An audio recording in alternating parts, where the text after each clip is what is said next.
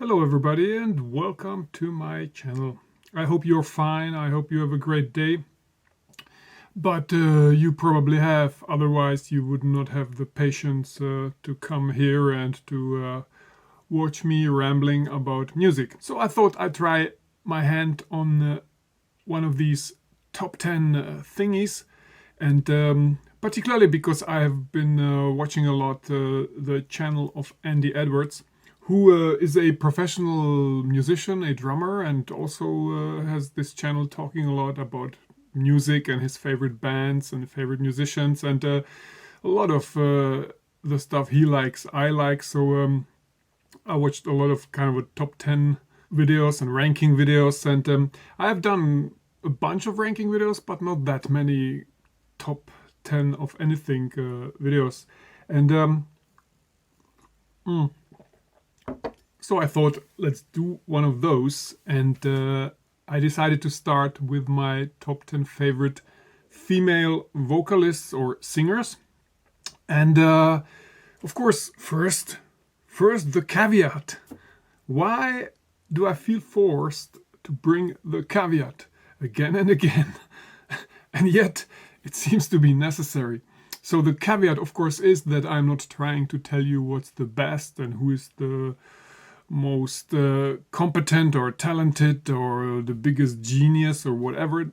All those trains of thought are kind of nonsensical and should be left where they belong, on the schoolyard. That's what we've been talking about when we were 14 or 15 years old and we were talking about music. And it was like, yeah, this band is the best, your band sucks. That's utter nonsense. And if you're still doing it while being in your mid-40s, you may have a certain type of problem. So this is not about what's best and who is the best. This is only about how a certain artist gels with my personal taste, or how a certain album or a certain artist plays a role in my own personal biography. Now, this seems to be quite a no-brainer, right? But I mean, when I did my Jethro Tull ranking, which I knew would be a little bit controversial, I did this whole bit at the beginning, like 4 minutes, telling you exactly the same thing as I did right here and right now, and still people react badly. You're stupid! You're a fool! Don't you know that every real Tull fan thinks that? Is this your argument? Really? Really? You want me to respond to that type of argument? I mean, this is like standing there with a baseball bat in your hand being attacked by a 3-year-old child, and you kind of look around and say, hey people, what do you want me to do? Anyway. So, female vocalists, singers. I created my top 10 list, brought some records to show, some CDs, and enough of blathering, let's just do it. Now, before I start with the number 10, I want to kind of evoke a number 11 in a sense, but it's more like a honorable mention. And that is a kind of a peculiar situation because, in a sense, this wonderful singer should be on my top 10 list, but I just felt if I put her on my top 10 list, it would be a bit of a hypocrisy on my part, and I didn't want that. So let me explain. My honorable mention goes, by the way, to one of the greatest progressive experimental singers of all times. And I'm talking about Diamanda Galás. American singer, I think a Greek heritage. The reason why I didn't put her in my top 10 is that while I deeply admire her work and I'm very impressed by all the things she did, the albums she has released, and I've seen her live twice, and it's an extremely impressive artist and very dominant, and I have just positive things to say about her. But she dedicated her art to the exploration of the human nature and the human condition. And in that sense, her music most of the time is extremely difficult to digest, in a sense that this is all about a depression, about illness, about alienation, isolation, so her music is extremely dark and sometimes a little bit painful to listen. So I mean, I really challenge you. I challenge you to listen to Wiener Kava all the way through. Just listen to it all the way through, and then you probably will understand what I mean. So I love Diamanda Galas, but I don't listen that much to her, so I kind of felt like a hypocrite to include her in my top 10 list.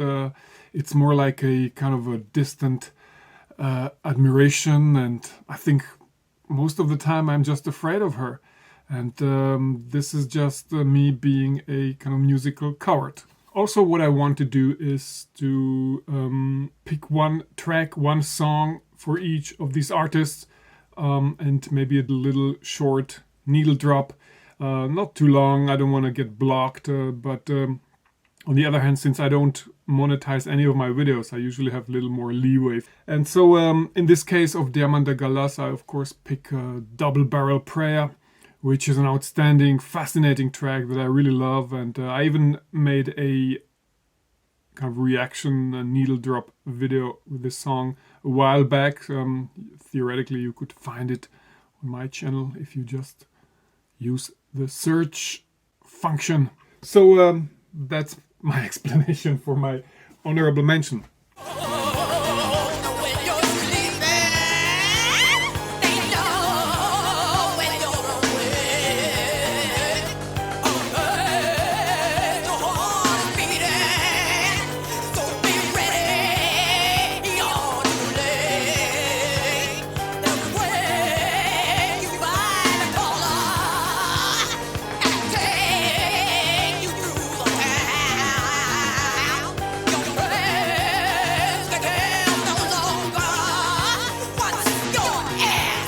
So let's begin. Number 10 is the Tunisian singer Emel Matlouti. Emel Matlouti has a wonderful voice, and particularly this album is an incredible combination of kind of North African pop combined with actually kind of harsh electronic music. And it's a very, very intense sound that she creates to drive her point home. And she started with a bit of a different musical trajectory, much more in the realm of a Mediterranean Tunisian pop sound, with a lot of traditional music on her first album. But she immediately switched the gears on this second record. And interestingly, her third album makes it quite obvious that she just doesn't want to be typecast or pegged down as this kind of your typical kind of Oriental North African singer. So her third album is quite eclectic with all kind of sounds that have much more to do with Irish traditional music and jazz and stuff like that. So she takes the extra mile just to make sure that you understand that she will not be just reduced to a certain type of projection by the audience. I've seen her live, I think like 3 years ago. This was pretty cool. This was with Sean Crowder on drums. So this was a very interesting performance together with the Saharian band Tinariwen. And yeah, so and my favorite track that I choose for ML is the song Tamlaton on this album here. الذي يجول داخل قطيرات النسيج حين تلمسها نسائم ورود الصبا ماذا يجري أين نحن ماذا يجري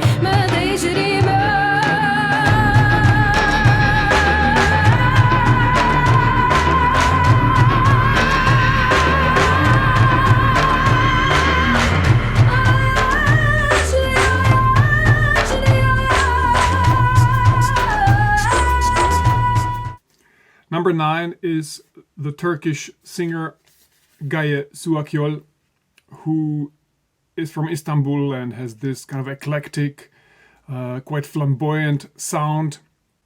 This is her third album called Istikrarlı Hayal Hakikatir.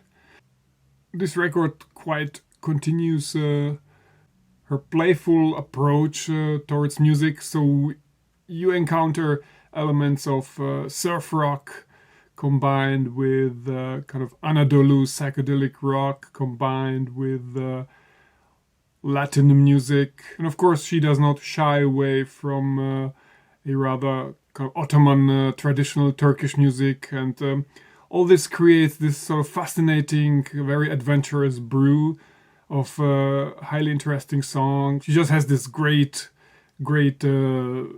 persona and this great kind of stage presence that she wonderfully projects on the audience. The track I'm choosing here is a song called Meftunum Sana, and here is a bit. Renklerimi çaldın, kandım aşkın kör karanlığına.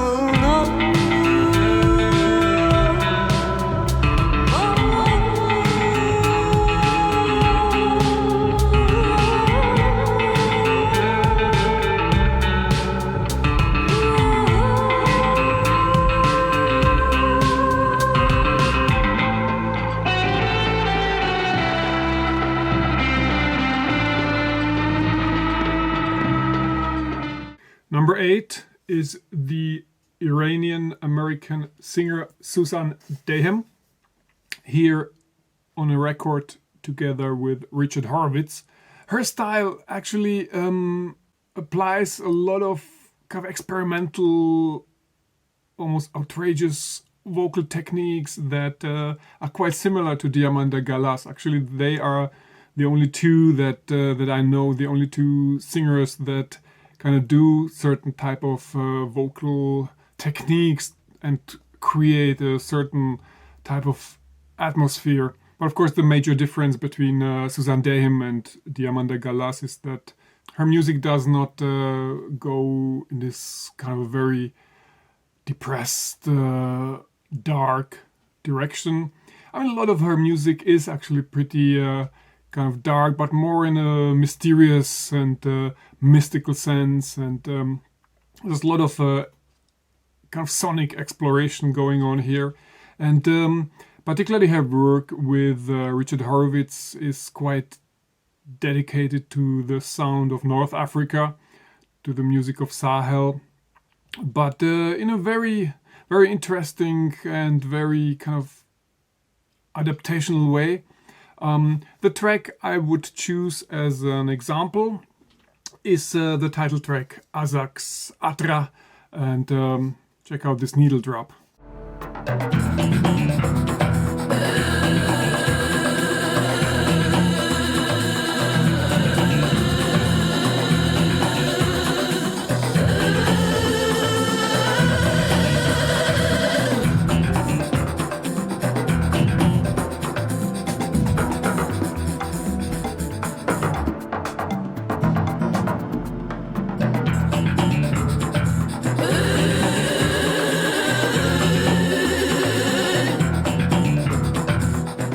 Number 7, Sade, British-Nigerian singer, of course a big name of the jazz-funk scene of the early 80s, some very successful records on her CV. Of course, what has not been said about Sade and her jazzy, sensual voice, but at the same time, it's not only the voice, it's just quite a wonderful music that had been an important part of the 80s, with Paul Denman on bass, creating this beautiful lounge music with all these heartbroken lyrics. And Sade is one of the great jazzy vocals in the music history. So why not pick the one track that probably made her the most famous, which is, of course, Smooth Operator. No need to ask, he's a smooth operator. Smooth operator. Smooth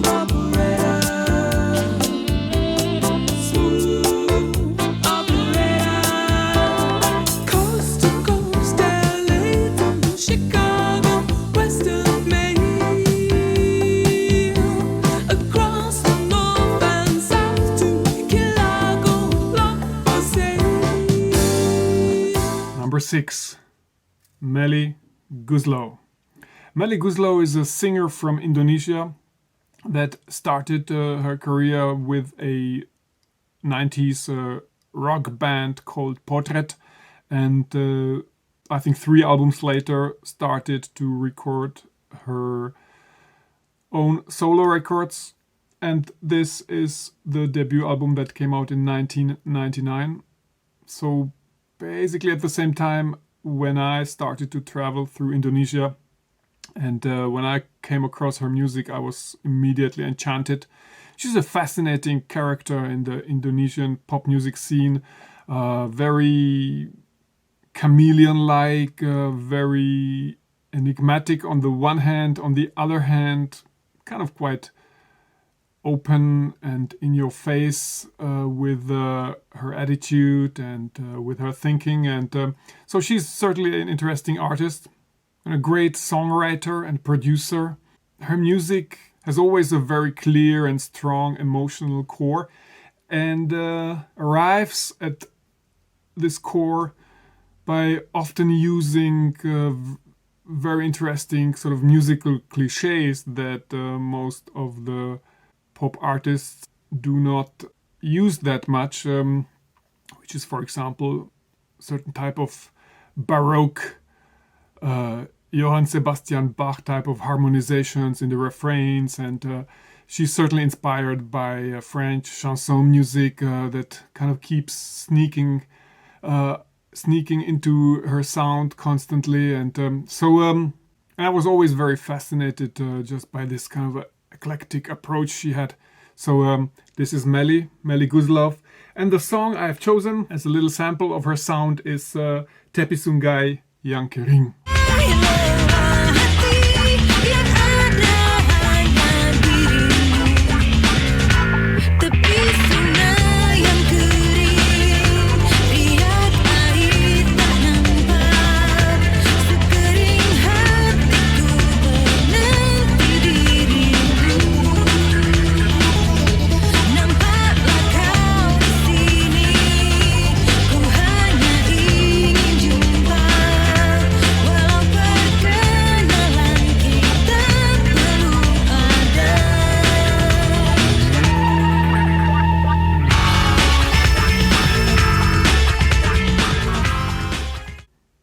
Little break.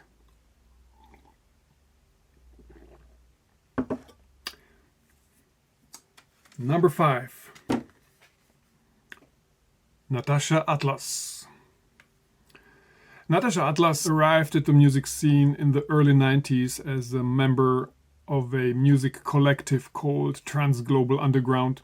This was an outfit combining early 90s dance music with Indian music, with Middle Eastern music, with North African music, certainly strongly shaping this kind of ominous category called world music to some extent, but it's at the same time being always very eclectic and provocative, and certainly on the right side of history, at least as far as geostrategical considerations go. Natasha Atlas quite quickly started to record her own records. This was the first one, Diaspora, that is almost entirely recorded with Transglobal Underground. She sings mostly in Arabic and is a kind of Arabic pop singer to the most people. Her background is much more complicated, and I will not even try to list all of the nations that are kind of part of her DNA.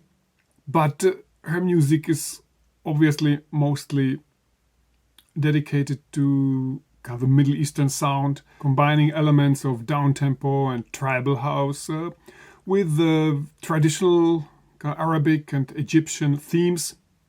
And of course, there is also the politics.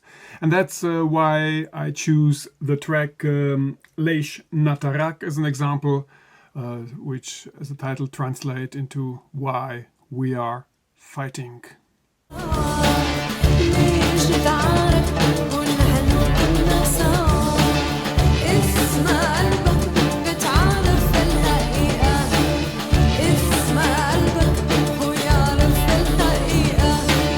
بيني وبينك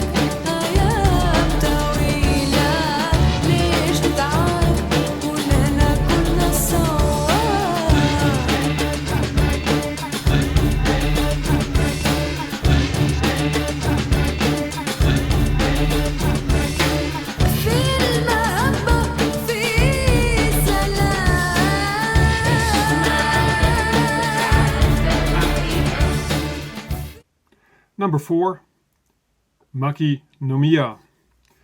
Of course, Maki no Miya is mostly known as the singer and frontwoman of the outfit Pizzicato 5.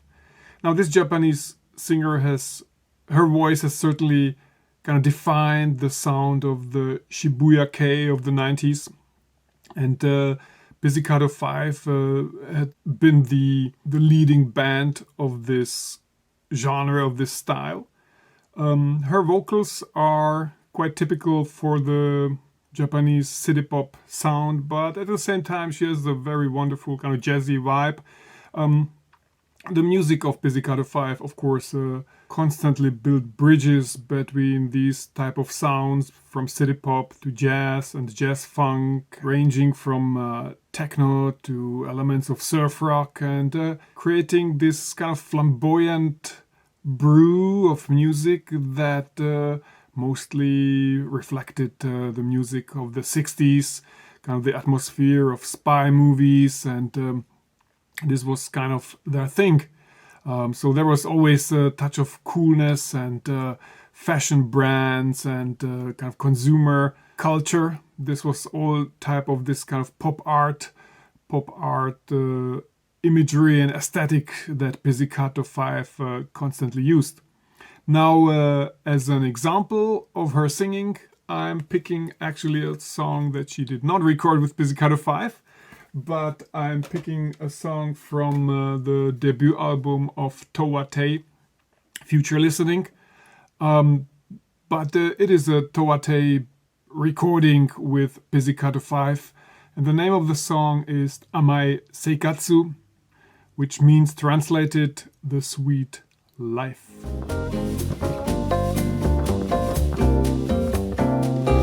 泣きたくなるほど青い空の日、二人は始めた愛の暮らし、すべてを愛し合うの長い時を超え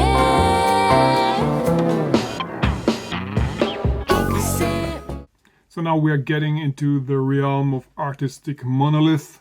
Number 3, Alison Moyet.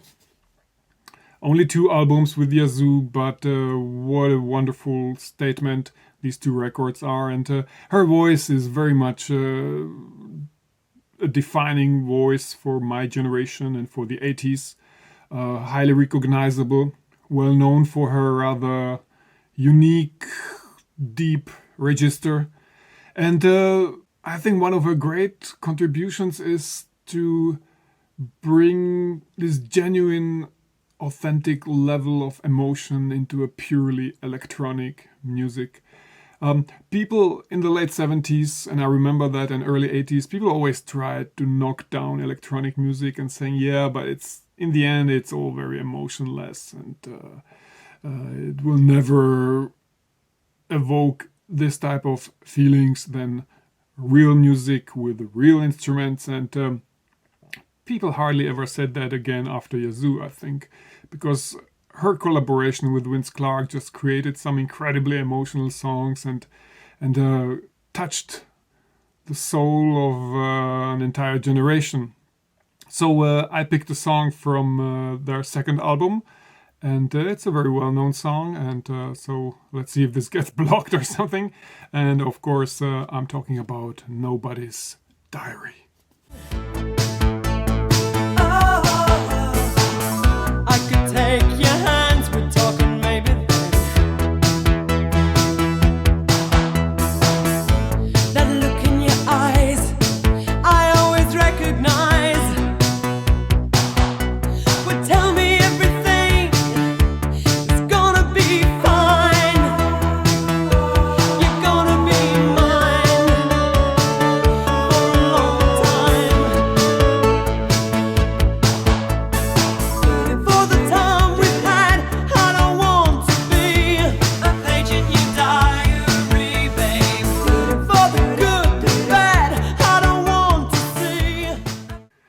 2, the Kate. The Kate. Everybody's talking about the Kate right now. I've noticed that. Even I have noticed that. Yeah, that's great. I'm really happy for her. I have not that much to say about it. I mean, I certainly hope that this kind of fluke in the stratosphere of Spotify streaming numbers also leads to some enhancement of the young generation's horizon by just digging deeper beyond just one track, and understanding that running up that hill is just a little tip of a giant iceberg that is waiting to be discovered by you. So Kate Bush, of course, what has not been said about Kate Bush that I can add to the conversation? Probably nothing. I discovered Kate Bush basically at the same time when I started to seriously listen to music, so at the age of 13, 14. So it was just little before Hounds of Love came out. And I remember someone just gave me a pile of old records, and one of them was Never Forever. So I didn't pay too much attention to the album first, but I had a friend in my class at school, and I really fancied her, and she just asked me if I could borrow her this record, and she borrowed it for like 2 or 3 weeks, and so one day I visited her, and just to pick up the record, to take it back, and just to realize that she had kind of analyzed it from beginning to the end, and we had been listening to the album together, and I was just thinking, wow, this is all very fascinating, and besides, this girl I like is totally carried away by this, so this is something I should pay attention to. So for a long time, Never Forever became certainly an album that I listened to a lot, and for quite a while it was certainly my favorite Kate Bush album. Of course, later I started to dwell into Hounds of Love and her first album, but for my purpose here, I will pick a song from her sometimes little underrated and yet highly fascinating album, The Dreaming. And the song, it's the last track on the album, called Get Out of My House. Certainly one of my favorite Kate Bush songs. You could not get more outlandish, fascinating, intriguing, hypnotic, evocative with a track like that. It's just hilarious, and this is an amazing album. And if you really want to go down the rabbit hole, then sooner or later you need to start studying and investigating The Dreaming. So check it out.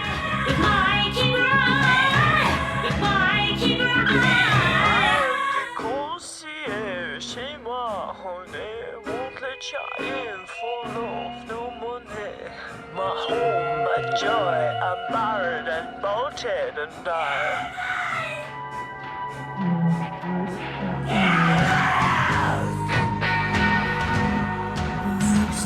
Stranger's feet will enter me. I wash the clothes, I clean the stain.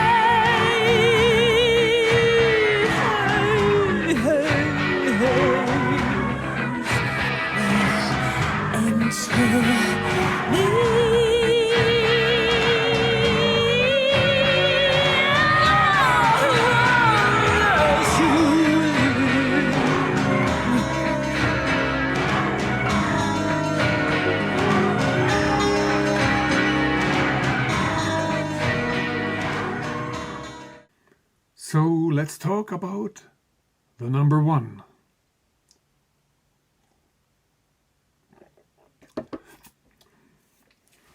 There can be only one number one.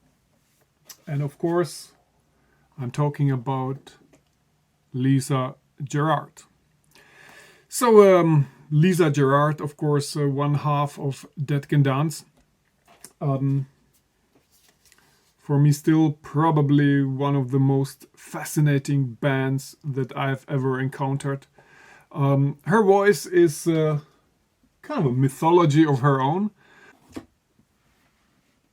It's really interesting because I remember when I saw Dead Can Dance in Munich at the beginning of the 90s, maybe 91, maybe 92. And they were playing Sanvean, which is this very short 2.5 minutes long track, which is kind of her signature type of composition.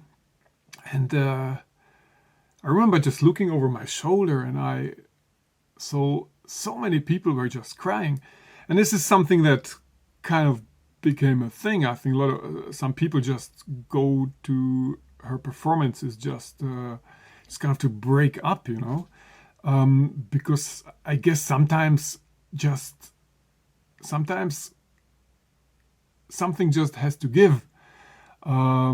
Maybe it has to do with the fact that we live in a world that is to some extent fake, a world that is to large extent dishonest, and everybody kind of knows it, and we all see the cracks and the flaws in the system, and most of us do nothing against it because all we try our entire life is just to stay afloat financially, to stay afloat in regard of our health, of our sanity. And so you can be in this Dead Can Dance concert, and for these 2.5 minutes, none of it just counts when Sanvean is playing. It's just all pushed aside. So this is a very kind of genuine, very authentic experience just between you and this incredible vocalist of kind of galactic proportions. Calling her a singer, I mean, this is more like a singularity of vocal art. So obviously I'm a big fan. Because this is my number one, I thought I will recommend 2 tracks to sample, but I will needle drop only one of them. The one track that you can find on this Dead Can Dance live album, Toward the Within, which I think is the only concert album that Dead Can Dance ever released, and there you can see this wonderful performance of Sanvean, which she later also recorded for her solo album. And also, this is a very nice documentary about Lisa Gerard called Sanctuary. I would recommend that if you have the desire to take a kind of a closer look behind the curtains of this interesting personality. And but the other track I would recommend is Persephone, The Gathering of the Flowers, the closing track on Within the Realm of a Dying Sun, maybe their best album, but most certainly my favorite album of all times. And with this, I'm closing this video, and I hope you've enjoyed it. And it's me to say thank you to you, because creating this English language videos gives me a chance to practice English. I live in a rural area of Germany where probably many miles in every direction no one speaks English. Certainly not anyone I know. So while the reception of English through the ear, the understanding of English is something that I constantly do every day, and it has become very much second nature to me, the speaking itself is a different matter. So since I have no one to converse with, these videos actually give me a chance just to practice a little bit. So have a nice day, keep it spinning, research good music, and take care.